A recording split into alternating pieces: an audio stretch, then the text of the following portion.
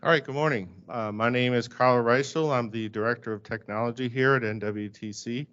We're excited to host the cybersecurity panel. We're going to have 4 speakers today, followed by a Q&A.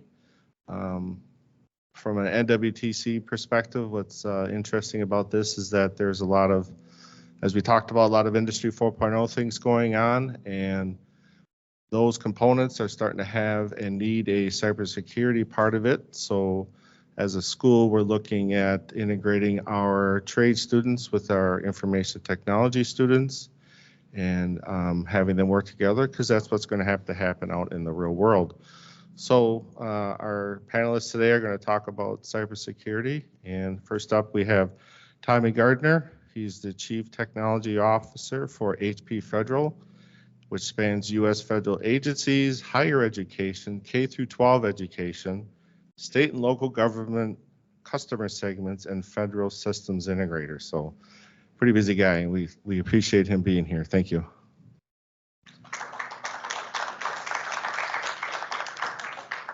Thanks. Always glad to come to a community college. I think there's such great potential at places like this.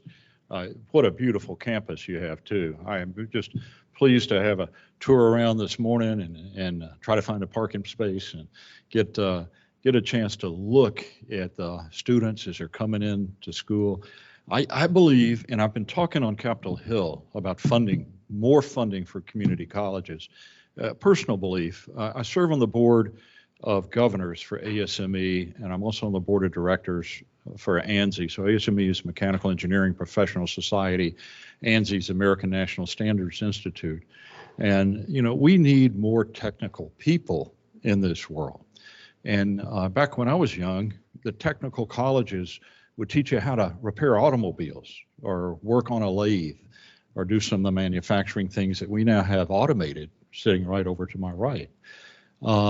Today, I see a vision of the community colleges creating the cyber workforce, or as the Marines like to call it, the cyber warriors, because it is a cyber battle out there. Whether you're in uniform or not, you're fighting a battle against the nation states that want to take our intellectual property, or the criminals who want to capture your data and make you pay to get it back. It is battle on the warfare, but not just for cyber, but for the manufacturing of the future, the 3D printing that's going on today. And so this is a great opportunity to talk and have a 4-lecture series that I think is going to make a big difference in not just this community, but similar talks around the country are going to make our economy stronger. And with a strong economy, that's what makes our national security stronger, and it's going to make a big difference there. So HP, we do cyber. This is my favorite computer I've ever owned. It is a Dragonfly, so easy to remember the name. Think of a little insect flying around, but it's a 1 kilogram weight, and I could throw it probably across the room, and it'd probably still work. I mean, they're really ruggedly built. It's made from recycled plastic, and this is plastic we got that was ocean bound, bottles and other material from Haiti that was headed towards the ocean, gathered, collected, and turned into a computer case. But it's got one of the fastest chips in here. You can put a SIM card in the back of it, so you don't have to go to Starbucks and get on their Wi-Fi. You always have a connection through a cellular connection. That's very important for cybersecurity. Starbucks Wi-Fi is not necessarily secure, and nothing against Starbucks. Any Wi-Fi is easy to hack into. So one of the things I love to do is Saturday mornings go not to a football game, but to a hackathon. I'm sure you have them in the area. They're all over the country, and watch the young students try to break into computer networks and all the tricks of the trade they use.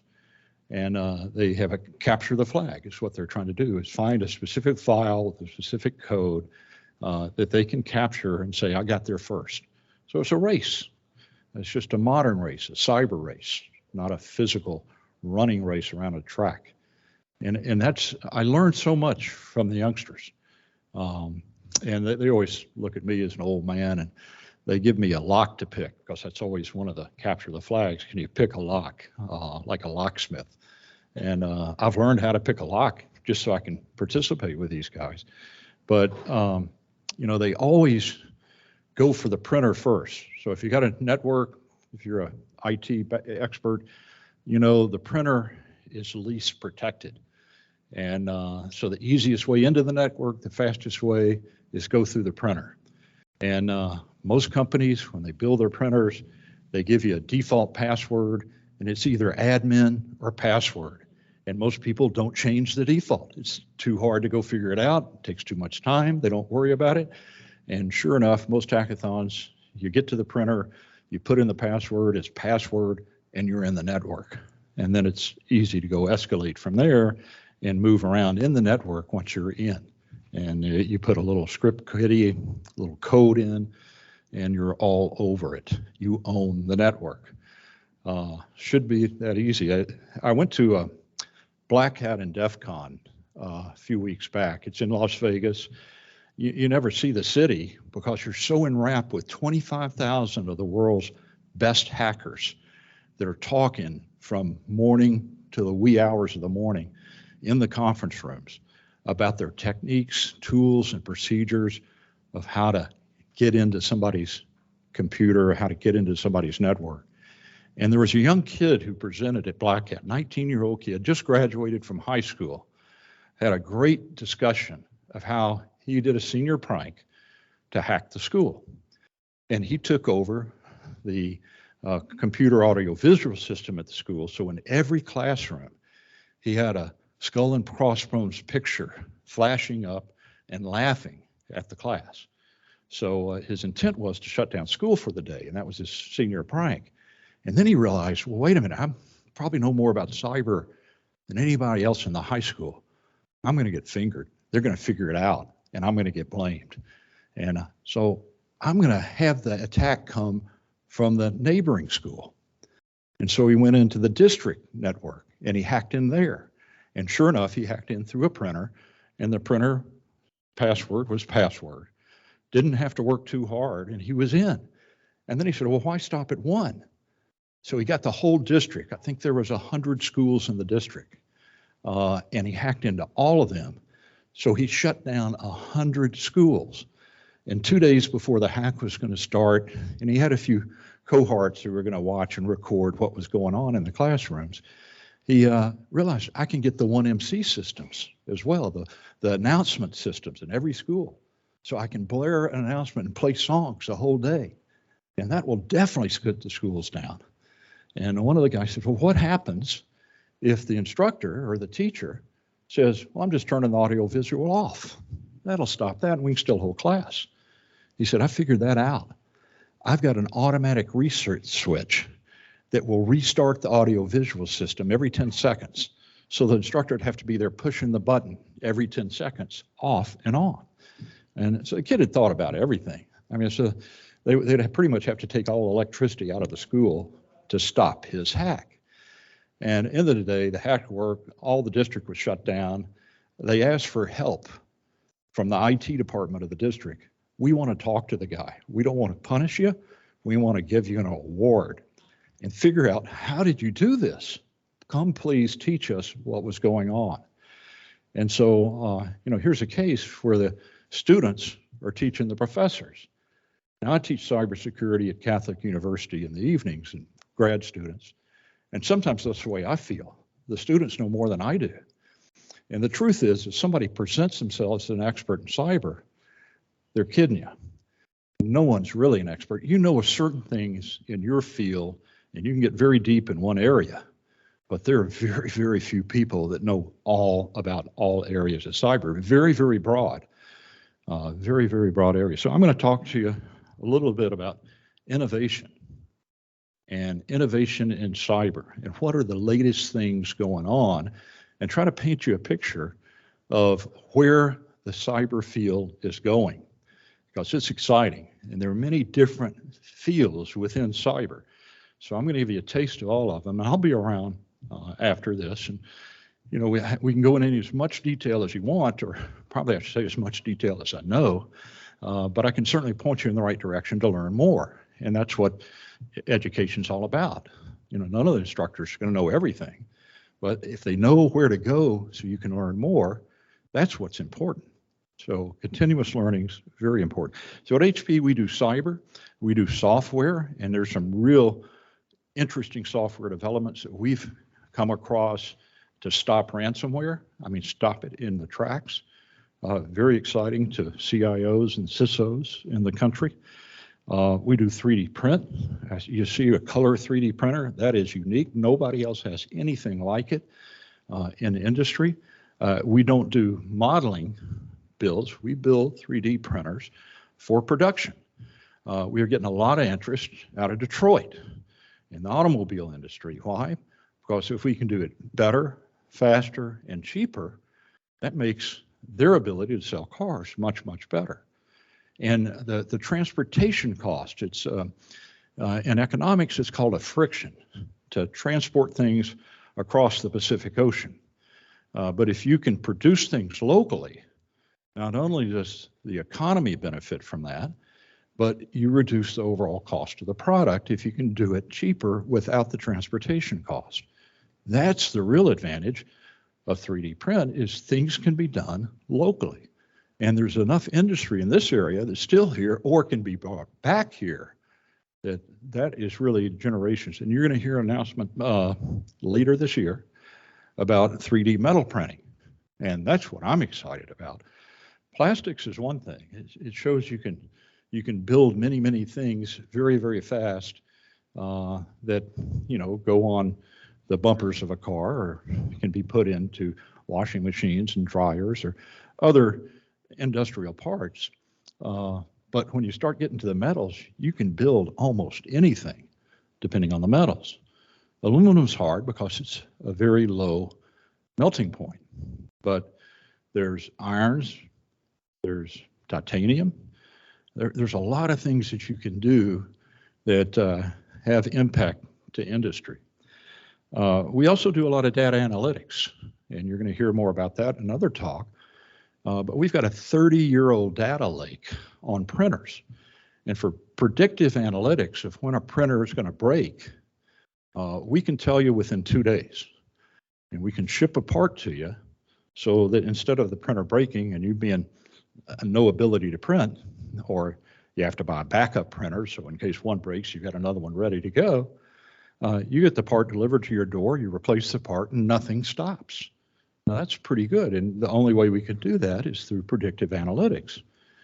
We've actually added a microphone in the printer because when certain bearings start to fail, they produce a noise at a certain frequency. And if you collect 10 microseconds of noise data, you can predict when that part's going to fail, when the bearing's going to stop or seize over. And the intelligence agencies who buy our printers, they didn't like the idea of a phone in the printer. Well, what's this going to record? Well, it's going to 10 microseconds. You can't get a word out in 10 microseconds. You can't even get a syllable out. But still, the idea of having a microphone inside of one of their special compartmented information centers really bothered them. So we had to figure out how to make them and then physically disconnect the microphone so that it couldn't be used. AR/VR is a real specialty of ours, and we've been using that quite a bit. The applications are varied. We have a backpack that is one of our workstations turned into VR virtual reality training. And you put on the goggles, carry the backpack, and you can run around the whole gymnasium thinking that you're in a school with a terrorist on the inside or an active shooter on the inside, and train for that. I've been through that training. It is realistic, and the graphics displayed just are amazing. And if you're not thinking, you can miss it, and it'll record your actions. So it looking in your eyes, it can tell your heart rate, your blood pressure, by the perspiration, your anxiety levels. It can look at the 56 muscles in your face and decide what your emotional state is and predict. In fact, if you've got a classroom with a camera pointed at the students, it can tell you who's paying attention and who's daydreaming, and who's getting the concept and who's clueless. It's that predictive capability. And finally, our expertise really is in microfluidics, which is one of the up and coming technical areas. Can you make a computer without electrons? Can you make a computer out of ions or water molecules? And the answer is you could. Now, what use is it? How fast it can go? Who knows? A lot of development. But the fact that you can make a computerized transistor with fluids is pretty impressive. And we use it to put ink on a piece of paper, and we've refined that process in some of our industrial printers that we can put 8 billion drops of ink on a page of paper going 80 miles an hour per second. 8 billion drops per second. That's a pretty impressive number. And we can do that in the exact right location on that piece of paper with the appropriate out of 5 million choices of color. So our color industrial printers are nothing short of a miracle in a control system to control things at that level. All right, so I'm going to transition back to cyber and talk to you about innovations in cyber. Innovation is an invention that is successful in the marketplace. Lots and lots of people invent things. Very few of them become successful in the marketplace. Only when they become successful and can make money or change the market, then it's an innovation. So it has to be adopted. Users innovate. There's a professor at MIT, Eric von Hippel, who spent 40 years writing about user innovation. And the people who are using a product are the ones that want to make it better, that make it easier. The example he gave was back in the 1600s when the boilers started being used, in the late 1600s. In England, they had a pressure relief valve at the top of the boiler so it didn't get too hot and too much pressure and explode the tank. So there was an individual who was assigned to hold a string and pull on the valve to open up the relief valve and relieve pressure. And doing that 12 hours a day probably gets pretty tedious. And so he invented a system, a valve, that was an automatic pressure relief valve. So nobody had to sit and watch a gauge and pull a string. Well, that was an innovation because you could save money by not paying a young kid to watch a gauge. You just had to make the valve different. Very, very insightful. All right, so the major change that we're going to see here within the next 10 years is quantum theory in cybersecurity. So anybody familiar with quantum theory or know what it is or heard about it, it's been around since the days of Einstein. Einstein called it weird science, and it is weird. It has concepts like superposition, which means you can be in two places at once. I wish I had that capability. I'm supposed to be giving a speech in Washington right now, and I told him, no, I'm going to Green Bay. So, if I could be in two places at once, boy, that would be great. So superposition is one. Entanglement is another. So if something's happening here to a particle, photon, electron, or an ion, that if it's entangled, it will happen to the same type of particle, but hundreds, thousands, million miles away. And so the quantum theory says that when particles become entangled, they happen instantaneously. So this means the change is occurring faster than the speed of light. And that's being debated, and that concept is being tested. But there are companies out there that are making money in protecting your energy sources and your SCADA devices or switches for your energy in California today. And they're using entangled photons. And so you create a single photon, and the argument is that a particle or is that a wave? Any physicists in the audience? I will tell you it's both. So hard to conceptualize, but if you can create a single photon, and they have a machine that does that, and send that photon two directions, down one end of a fiber optic cable and down the other end, the photon has a property, and it's a property, you know, because you have sunglasses, and it's polarization. So if you have polarized sunglasses, you think that's just a marketing term to make you think they're better, but it's actually cutting out half of the light, that the photons coming in that are vertically polarized or blocked, the photons coming in horizontally polarized are let through.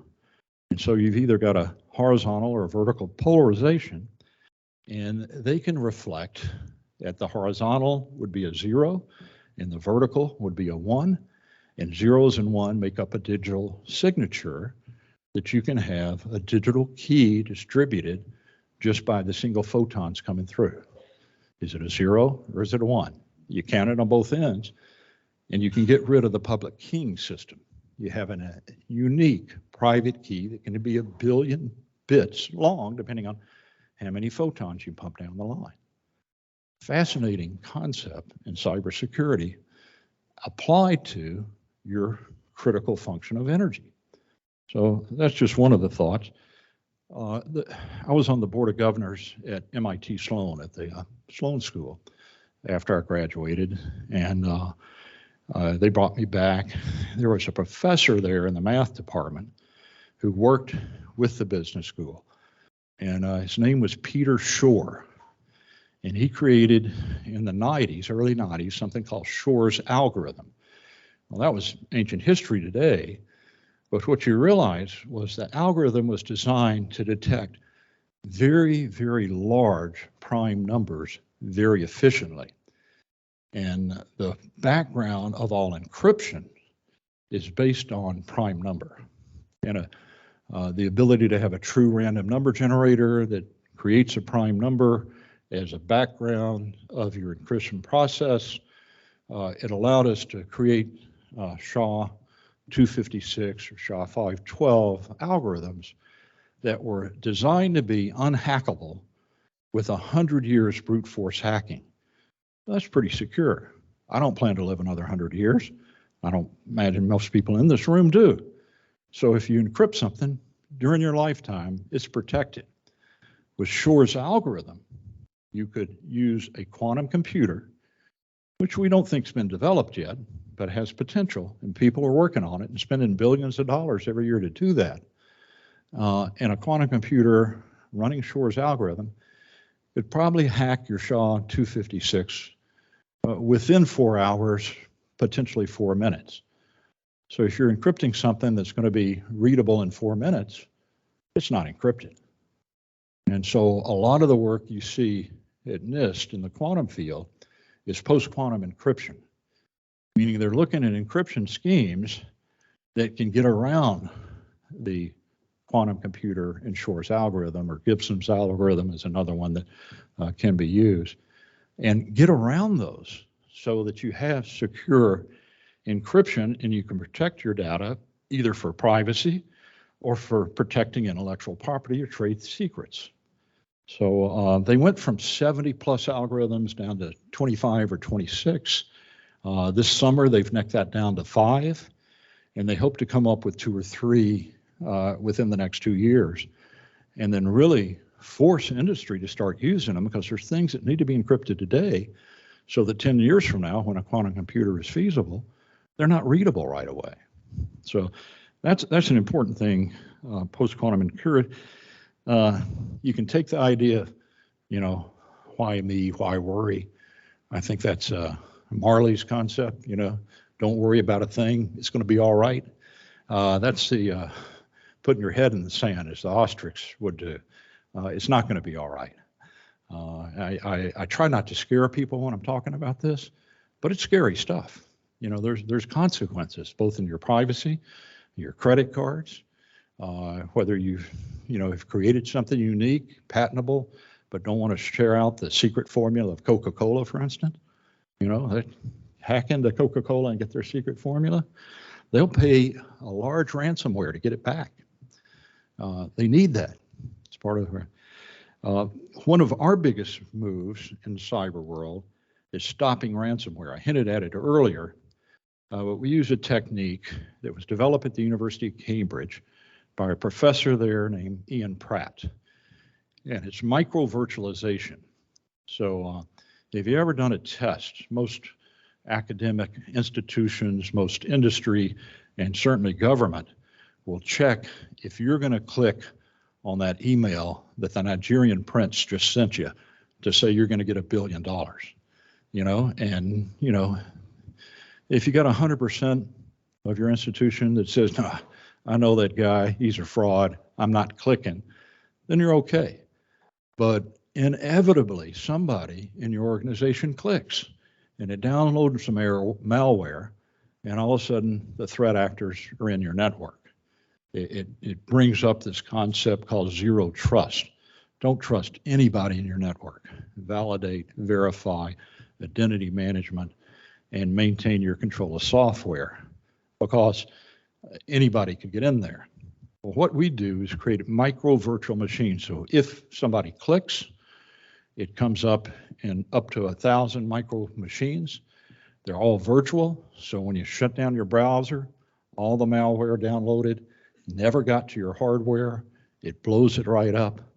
And out of 18 billion attempts to date, there's been 0 successes.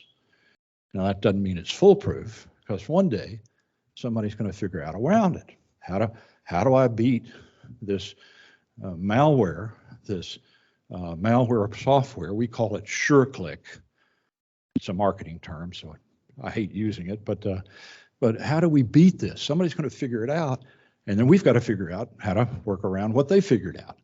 It's a cyber war. We spend billions every year in cyber protection. So our investment in the future is about $3 billion a year. About half of that's in cyber. And why? Because the threat actors, the state actors, the criminal element, they're spending much more than that. If we don't spend at least that, we can't keep up. We claim to have the world's best printing security and the world's best personal systems or laptops, workstations, desktop security in the world. And I'll challenge anybody to show me where we don't, or show me somebody better. I've yet to meet anybody to take on that challenge. Someday, if we stopped investing, other companies are going to way past us, and they will be better. And so we feel it a necessity to use this investment. And the SureClick, developed by Ian Pratt in Cambridge, we bought his company called Bromium, and we have made his invention into an innovation and made it better. And so we can stop your ransomware. I feel pretty confident of that until somebody figures out how to beat our product. I feel pretty confident they will eventually, but at least get a head start. NIST, National Institute of Standards and Technology, I think is one of the best run organizations in the government. And one reason, it's not political. One side of the aisle likes it as much as the other side. They both want to fund it because they do good things for our economy. And if you want to learn more about cybersecurity, get into the weeds and the details. You want to read the 800 series publication. There's over 200 of them that are out there. You don't have to read every one of them, but read the ones that you're interested in.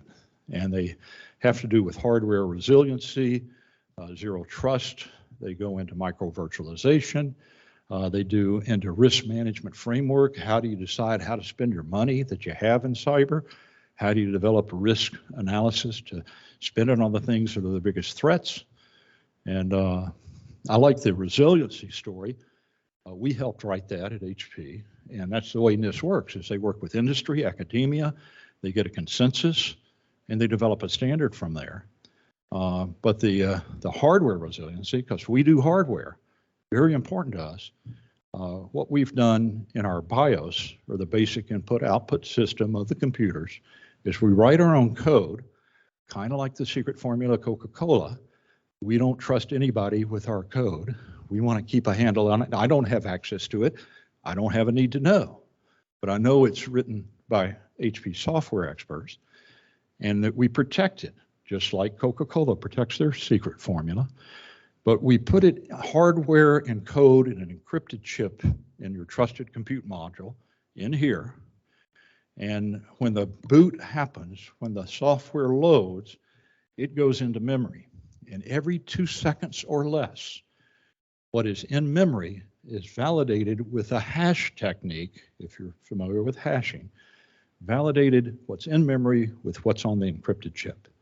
And if there's any difference, and that just means one letter changes from a lowercase a to an uppercase a, one space is added. If there's any difference, the hash changes, the memory is wiped, and it's reinstalled directly from the chip.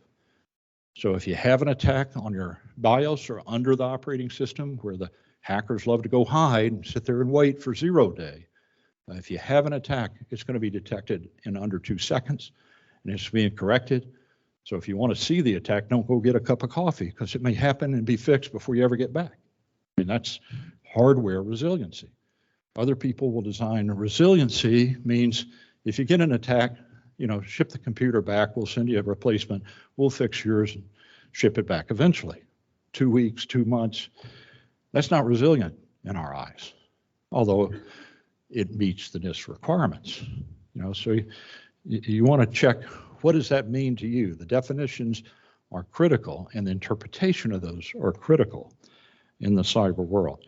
I'm teaching a course this fall. In fact, I had our second meeting at Catholic virtually on cyber ethics. That's coming down the field as well. They're starting with a NIST document and a study on ethics in AI, artificial intelligence. Where is the data? You don't have AI if you don't have data. So you start, when you're talking about AI, you look at the data, and where is the data coming from? How is it selected? Was there a bias in using the data or picking up the data? And so ethics in AI is really a form of cyber ethics, and we're going to see more and more of that coming down the path. There's a certification you can get in cyber called a certified ethical hacker.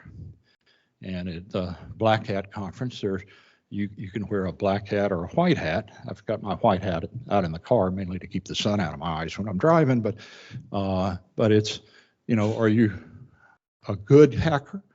Are you doing it to find bug bounties? Or are you doing it to trying to help an organization make sure that they're clean and they're protected? Or are you doing it for financial gain? There's the black hats. And so you're going to see much more of that going on, but there's a certification, Certified Ethical Hacker, or CEH certification. And in talking about, there's do's and don'ts. There's norms that are being established in the cyber world, and you want to pay attention to that. And finally, I want to close up the cyber talk, but really commend this organization, this college, and what you're doing with 3D print. And I wanted to give you an example. A guy I played football with at Navy was the quarterback of our team. And, he wasn't an Aaron or a Farr. He was just a pretty good guy, and he was smart. And, any quarterback's got to have smarts. There are too many decisions that have to be made too quickly, processing data and make decisions. But he had a son that went to MIT, and I wrote a recommendation, so I feel partly responsible for him. But he studied innovation at MIT, and he realized with a 3D printer, very, very similar to the picture you have up here, the top one right above me, the rotor, the turbine blade, that he could invent an air conditioning unit that had the same BTU output or reduction from the air conditioner as your window units have today, but do it at 90% less cost, 90% smaller by using a 3D printer and just getting the tolerances on the rotating blade much, much tighter, where you could be very dependable. And so not only was it smaller, It costs less, faster to produce, which is certainly a factor in the cost, as well as less material being used if you make it 90% smaller. But it opens up possibilities in the third world where you can't afford an air conditioner. You live in the heat in South America or Africa because you can't afford it. And if you can take a $300 window unit and produce the same cooling output for $30, now it starts to become affordable. Now you can afford to air conditioning the manufacturing sites in a remote location. And so it just opens up possibilities in other parts of the economy that you never would have considered beforehand. And it's all from a young inventor who realizes what he could do with a 3D printer that's different from what we're doing today. I would submit there's going to be one of these people, if not a dozen of them, that come right out of the lab right here. And you're going to be able to say, look at this individual, look what she did for our economy, look what she did for our community, look what he did with this new invention that changed the way the world operates. And so I'll leave you with that thought, and I want to meet that person when you identify him.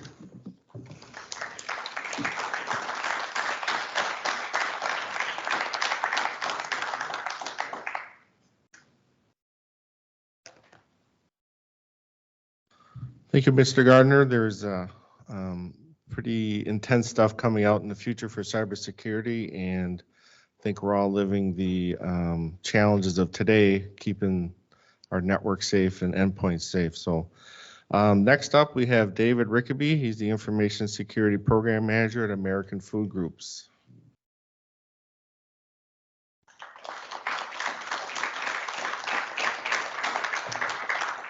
Thank you. So in my world, it's all about users. I write policies for what we do at work to help the users be a little safer. Can't say always safe, because one of the things that you find with cyber attacks, it's not, the conversation's changed from it's not about if, it's when. And those changes are hitting all of us. And it really comes down to the people that you're dealing with. You look at some of the recent that are out in the last year, the JBS breach. I get asked a lot of questions after that happened, of course, at American Foods Group. You got Colonial Pipeline, Kronos. Now with schools, you'll look at Los Angeles last week. Something that's in the news, something that's very big as to what's going on. There. I lost it. So really, when it comes down to users, for my goals is to help those users understand what they're up against. In 2021, over 5,000 security incidents were confirmed breaches.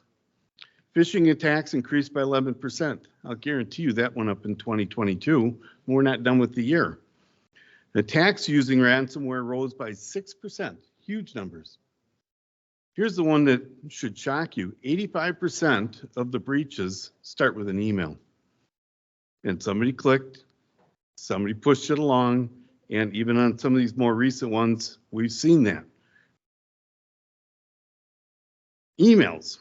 I want you to carefully review emails, because in ours, to protect yourself, I want you to look at those emails. There are a lot of people that impersonate. We can stop a lot of that with email gateways, but we can't stop all. You'll get a request from an executive that comes in for an account that looks just like his. That says, please set up a wire transfer and send it over. And people will naturally want to make their boss happy and send that money over. Well, one way to stop that is if you were to ask me and say, Dave, did you ask for that money to be sent? I said, no, I didn't do that. It's one way of stopping it. It adds a little personal touch to what's going on, but it gives you that verification that you're not giving away hundreds, thousands, or millions of dollars. So you look at those emails. Is it really from that person? Is it an email you expected, something you're aware of? And verify what you have coming in. Passwords are another area to take a look at. How complicated is your password? As you can see by the chart, I got this from the FBI, talks about let's say you're just using an 8-character password and it's fairly simple. Let's say it's something as silly as password 123. How easy is that to break? How easy is it to get into? My password is right now at 11 characters for one of my passwords. It will take about 400 years for that to be hacked. Do I count on that? No, I rotate my passwords. I use different passwords for everything that I have out there as much as I can. And I try and go with the security of what they have. So it allows you to be able to control your access. And if anybody were to get any one of your passwords, it would not affect anything other than the one place. So with that, remembering all those passwords is a real pain. It's easy enough to say, trying to remember what my password is for any given one, because I don't memorize them and I don't use them. And I use passwords that are up to 32 characters for some of my sites. One of those got hacked recently, where it came in on a site that was breached. It was a 32-character password, and then I was notified of it immediately. Well, I use a password vault for my passwords because there's no way to remember them. The one that I currently use is Keeper. I really like it, works very well. I have a difficult master password to get into it, and after that, it works with my browsers, works on my cell phone, works on my laptop. It keeps me being able to have different passwords for all the sites and not worry about them. So it's very nice. I also recommend you set up MFA, multi-factor. Today, if I were to log into my work network, I log in with my username and password, and I get challenged on that right away to say, is this really David Rickaby? And it will text my phone or call me to verify that it is me. And if I get a request for something like that and it wasn't me doing it, now I know somebody's trying to break in. So I have a level of protection and some additional security. One of the common areas that I find is users that leave their computer unlocked when they get up and walk away. You will not ever find me doing that. If you do, please slap my hand. I have seen admins, much like you talk about printers, administrative guys that will, or gals, that will have their computer unlocked, just sitting out in the open office, and get up and walk away because they want a cup of coffee. I will sit down at their computer and wait for them to come back. Or I've seen it in other companies where they would invite everybody out for beer and that person's buying from their, that had it open. So it is interesting when you see some of those going on. One of my favorite subjects is the social media. Facebook, if you don't add additional security to your Facebook, you are asking for trouble. I do have a Facebook account. I'm not a fan of social media. But when you look at, so with Facebook, if I log on, I want it to ask and do the MFA. I want it to have a different password than anything else, and I keep myself private. I don't really care to have too many people knowing much about me or being able to figure out how they could hack me, because I want to keep that there as well. And we pass that along to the execs and anybody that would like to know that. LinkedIn, same thing. I currently do not have a LinkedIn account. When LinkedIn got hacked, I turned mine off and changed any password that related to what they had at that time or anything that was even close to it, making my LinkedIn non-existent now. That was about 4 years ago when I did that. And then Twitter, same thing. Any type of social media, as far as I'm concerned, when you're looking at it, you want to have additional security because you have some things in there you may not want people to see.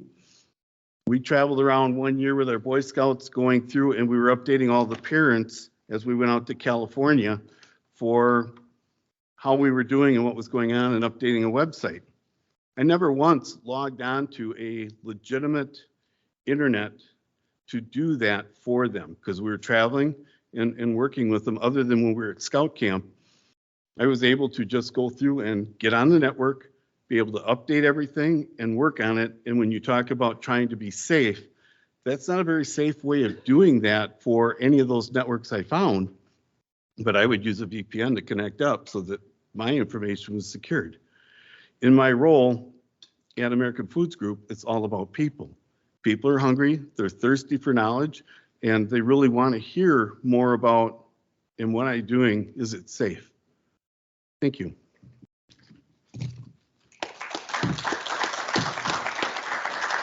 can join me up here.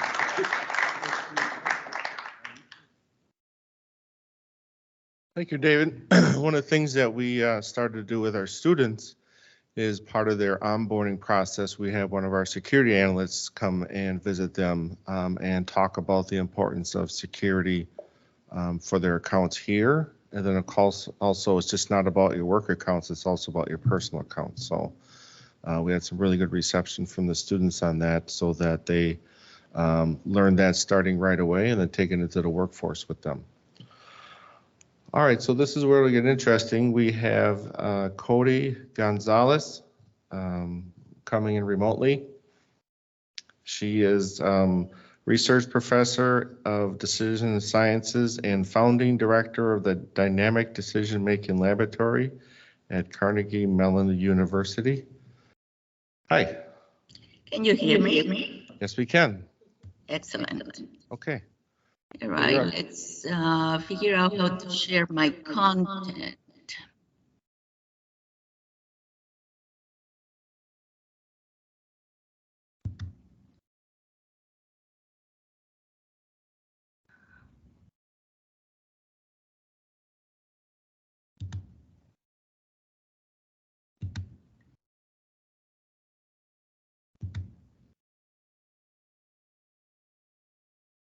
Typical question is, can you see my screen now?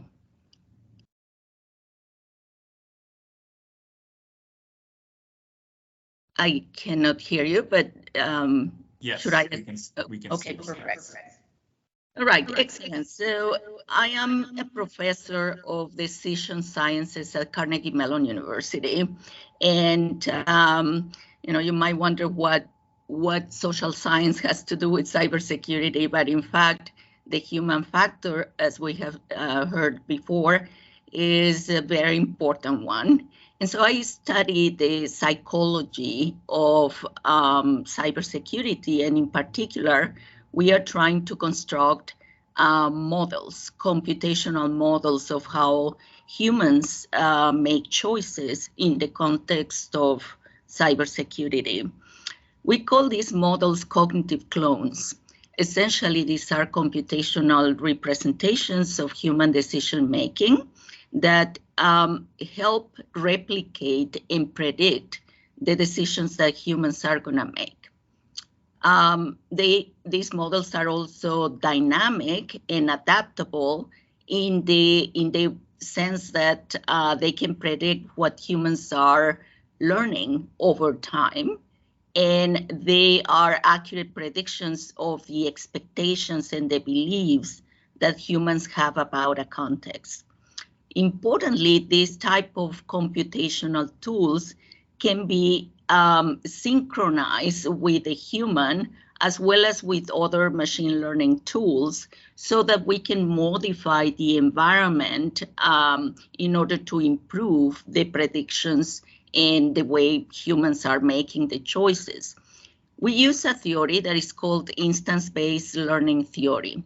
Essentially, this theory says that decisions are made from experience by recognizing a situation, judging the utility of various actions that we would take, and making choices and learning from those choices.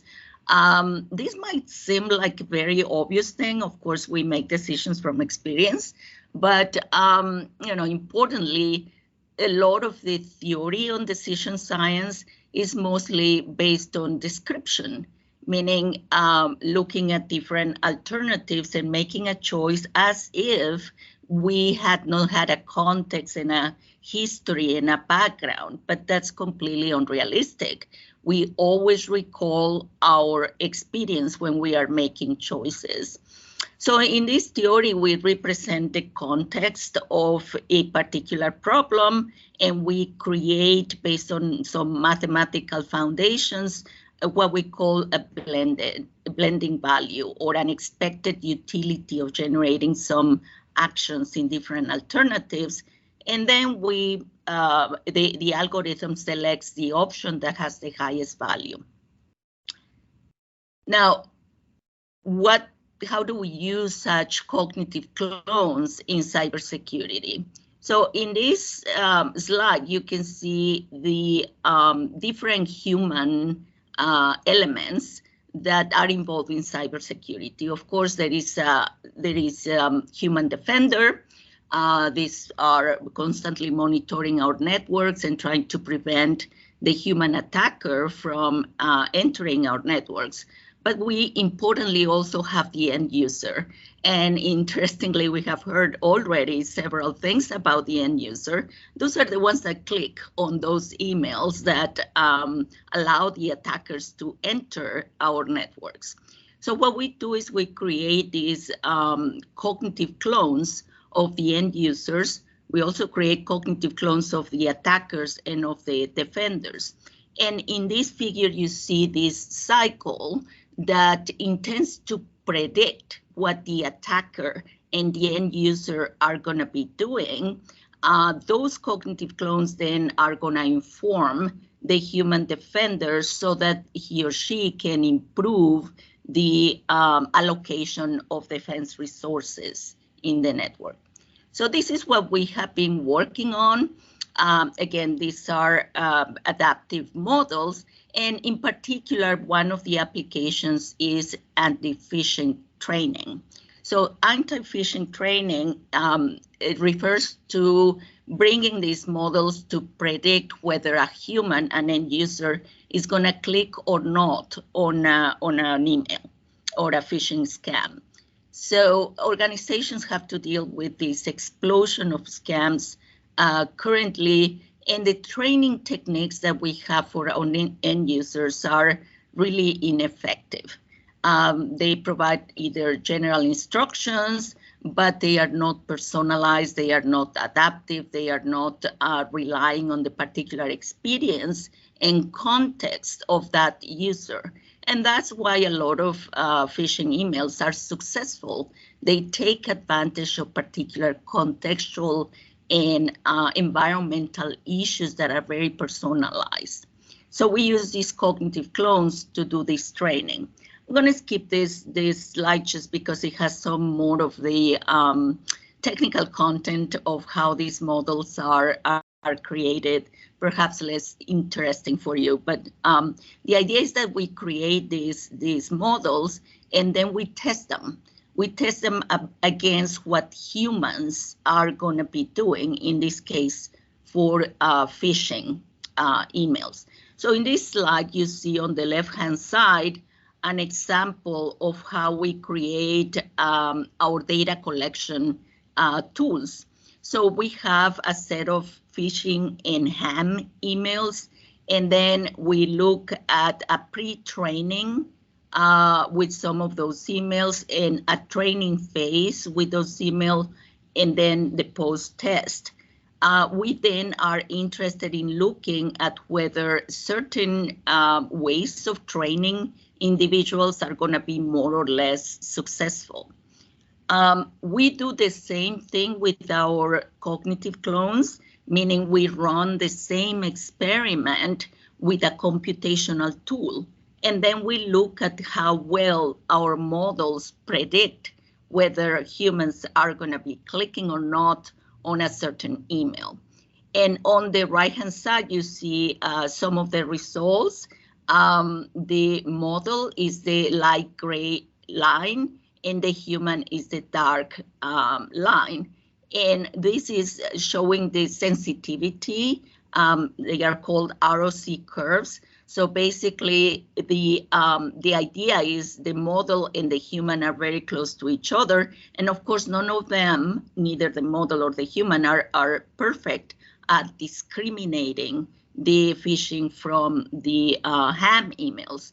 But the point of our work is not to be perfect, is to replicate what humans are going to be doing. This demonstrates another example, and in this case, we use exactly the same cognitive clone model, but in a different data set. And in this data set, the researchers presented an email to participants, and then they asked them to classify that email into 4 categories. It's definitely safe, it's possibly safe, possibly suspicious, or definitely suspicious. Again, we use our cognitive clones to do the same task as humans are doing. And on the right-hand side, you see the results of humans and model comparison. You can see that the model is not perfect. No model is perfect, but this model is very close to the way humans are classifying this bunch of emails. What this means is that now we have a tool, right, a computational tool that can predict the decisions, whether clicking or not, that humans are going to be doing in a phishing email reading context. And this is a very important tool for training. So in conclusion, cognitive clones are based on IBL theory and can replicate and predict human decisions. These dynamic models can be used to determine the beliefs and the expectations of the humans. And currently we are in the process of demonstrating this in a personalized phishing using cognitive clones.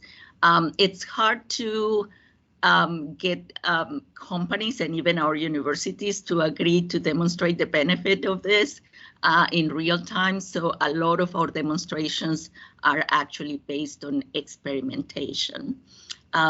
We do experiments with Amazon Mechanical Turk. What that means is a large population of crowdsourcing individuals that may well represent any of us in terms of phishing. That's what I have to share with you. Thank you.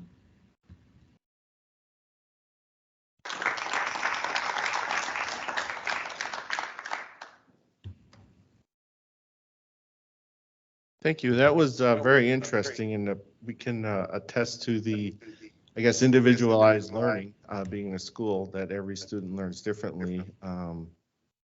That was a pretty simple way to probably a complex math equation I saw in there, but certainly something that we would like to see in future projects to help tie in individuals and how they respond to phishing tests and so forth. So that was pretty cool. Okay, up next, also remote, is Scott Cruz, Technical Project Manager at the National Center for Cybersecurity in Manufacturing at MXD. We've had the pleasure of visiting MXD a couple weeks ago, so we're very excited to see what they have to say. Hi, everybody. Hopefully you can hear me. All right, great. So unfortunately, I didn't prepare any slides, so you're just gonna have to look at me while I talk if you can see me on camera. But really, at MXD, for those of you who aren't familiar with us, we look at cybersecurity specifically in the manufacturing sector.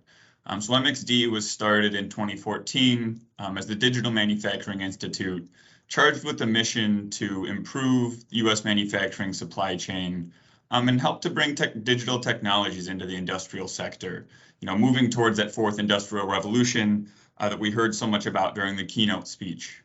And the truth of that is the benefits of digital technology help individual manufacturers drive better efficiencies, take advantage of data analytics, and that's not even to mention the supply chain impacts that Industry 4.0 has brought.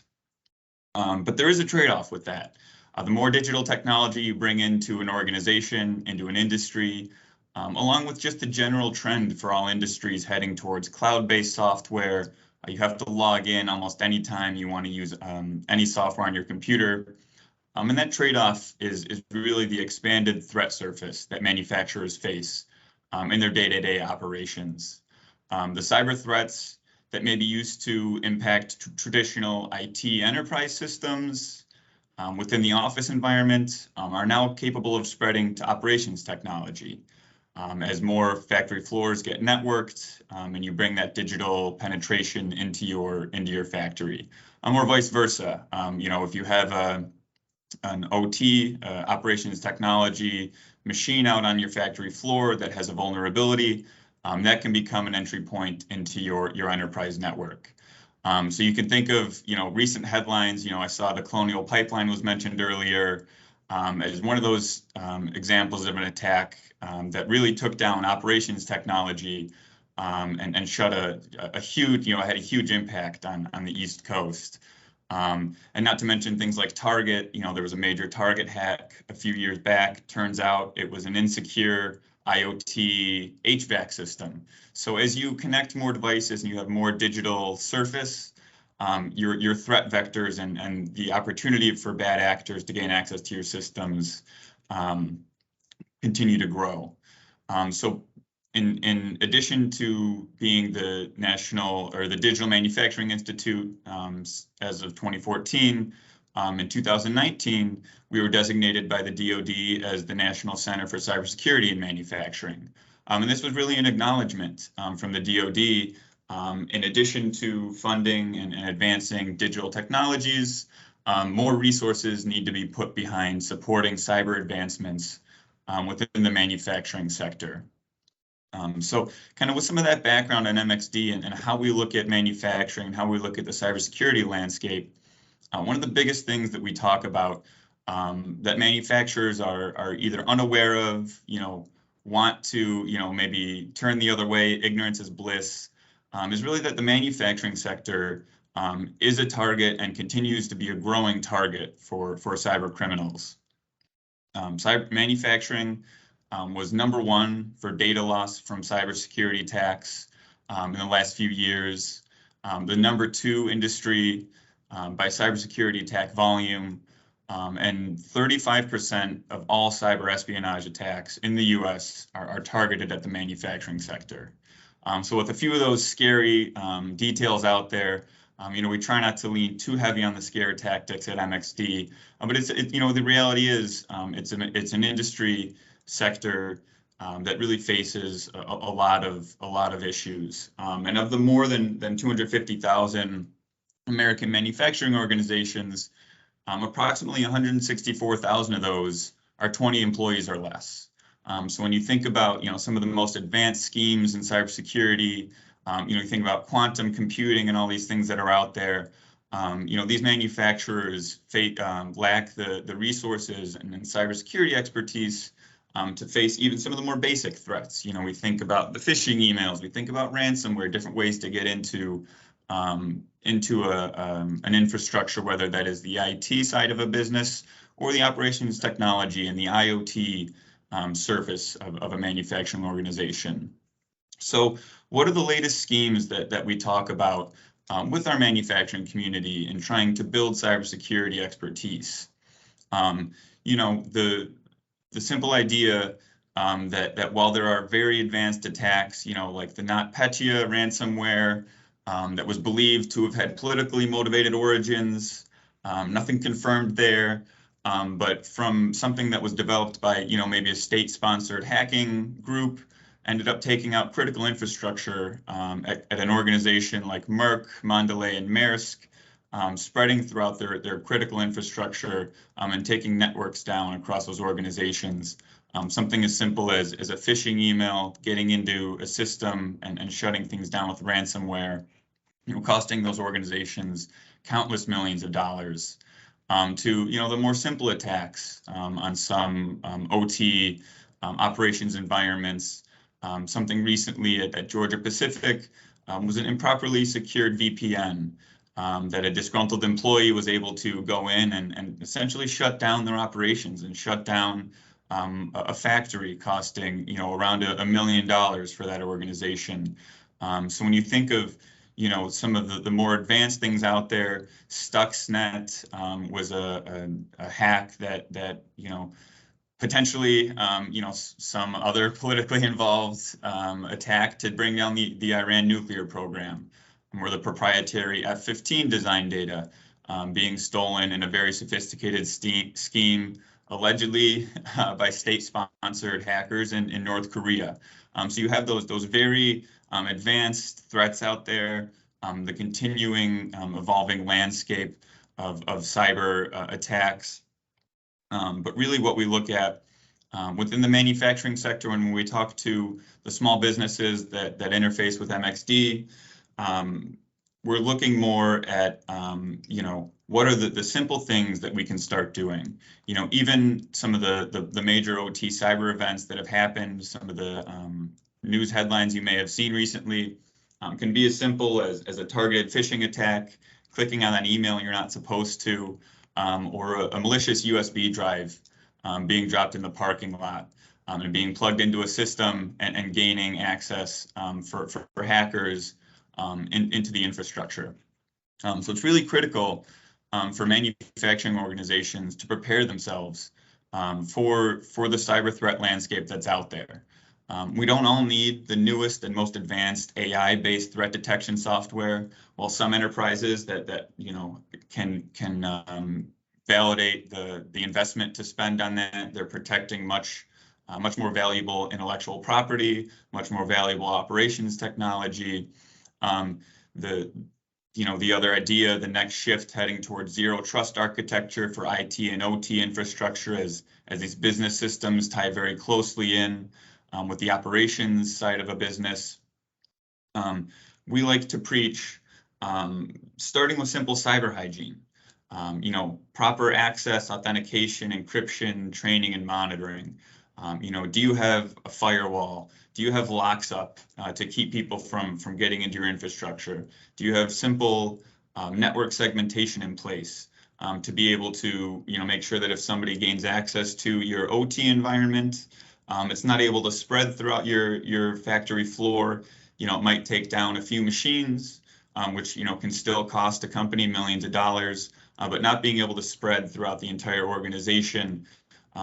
Taking down IT, getting into intellectual property, taking those more what we would consider simple steps, with simple cyber hygiene, things like keeping proper password practices. I think it's funny, kind of a lot of the points that I had planned to talk through, were already mentioned. The idea of changing your default passwords, the amount of manufacturing facilities that we go into where a PLC or a controller or a SCADA system has a password that's admin or password 123, something very simple like that, because you have maybe 15 people in the organization that need to be able to log into this system. Using things like those password managers, changing passwords frequently, really help to move the cyber posture in a way that you might not be able to put up with the most advanced attacks that come. But the reality is, a lot of what we're seeing are targeted phishing attacks. Do you have training in place? The people are often the weak link in cybersecurity. So, preaching to manufacturing, to the organizations that we interface with, that cyber needs to be a priority from top down. We talk about cyber by design. As you look at your Industry 4.0 programs and initiatives, as you bring digital technologies into your infrastructure, how are you bringing cyber into that? How are you building cyber into that as you go? And making sure that, if it's a leadership priority, that it does flow down through the entire organization. And every single employee needs to be involved in training and really understand, what the importance of these cyber initiatives are. So really, when we, I know the title of this was the latest schemes in cybersecurity. While there may be very advanced, we talked about the quantum computing, the schemes that manufacturers and a lot of small organizations face are common to, what's been happening for the last 5-10 years, where it's phishing attacks. It's things that a simple cyber program prioritized by leadership within an organization can help move the needle forward and help you, maybe not completely prevent an event from happening. To repeat what David said, it's one of the things that I say most often. It's not if, but when. It's being prepared, having the right protections in place to minimize damage and be able to get back to business as usual if a cyber event does occur. So that's, a little bit on MXD and how we approach the cybersecurity space. Appreciate you all for listening. And, I think we're transitioning maybe into the Q&A portion, but I'll let the MC handle that, and we can be glad to answer more questions.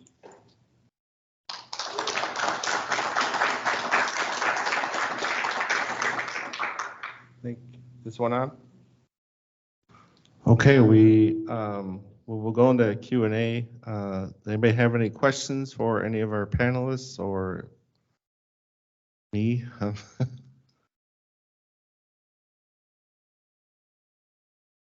You just mentioned Carnegie Mellon is one of the greatest institutions in the world, Carnegie Mellon, in software. And when I was at Naval Research, we used to send $12 million a year just to support their research in software techniques. And primarily what they were doing was the IV&V research on independent verification and validation of software programming and development. They far beyond that. Brigadier General Greg Toohills, retired Air Force General, was the first CISO at OMB after he retired. He's now a professor up at Carnegie Mellon and running the CERT, which is Cyber Engineering Resiliency Team, and doing just a fantastic job. And so if the closer you can get to your contacts at Carnegie Mellon and they put on webinars at least once a month, sometimes it seems like every week, of interesting things in the field of cyber that you can free to join up and listen in. So there's an educational process there at Carnegie Mellon that's best in the world. So I encourage you, and I feel privileged to be on a panel here with someone from Carnegie Mellon. So, thanks. Thank you. All right, if there are no questions, we don't have anything online either. I'd like to thank you all for joining us today and have a wonderful day. Sorry, I didn't see it.